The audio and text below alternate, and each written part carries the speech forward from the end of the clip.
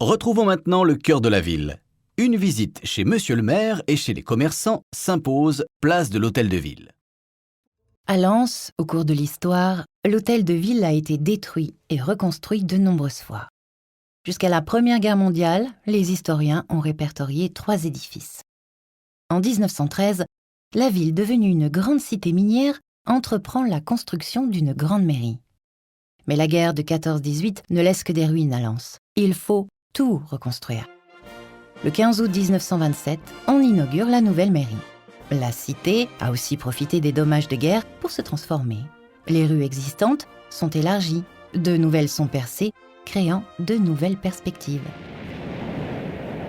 1939, une autre guerre. En 1944, avec le bombardement des Alliés, 500 bâtiments sont touchés, dont l'hôtel de ville en partie détruit. Il est rasé en 1956 pour être remplacé par ce bâtiment plus moderne. Moderne et astucieux, comme la gare, il est bâti sur des vérins hydrauliques. Ici, avec les anciennes mines, le terrain est très instable. Regardez sur votre gauche l'église située au bout de la place. C'est l'église Saint-Léger. Construite au XVIIIe dans le style jésuite. Après la Première Guerre mondiale, on l'a reconstruite pratiquement à l'identique.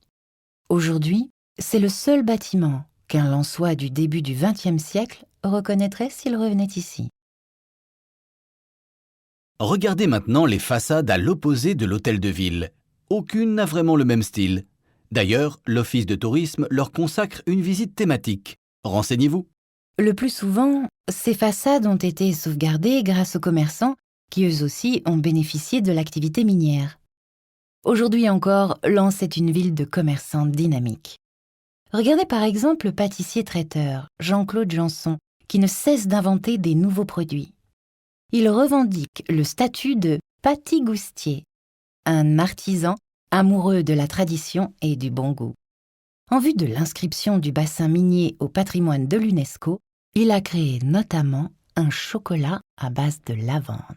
On a créé un bonbon de chocolat sur une légende. Ça racontait l'histoire d'un jeune galibot qui s'appelait Léon et qui descendait à la mine tous les jours avec dans sa musette un petit bouquet de lavande. Jamais il n'a dit ce qu'il avait dans sa musette et pourquoi tous ces alentours embaumaient. Il a toujours gardé le mystère et de ce mystère est née cette légende.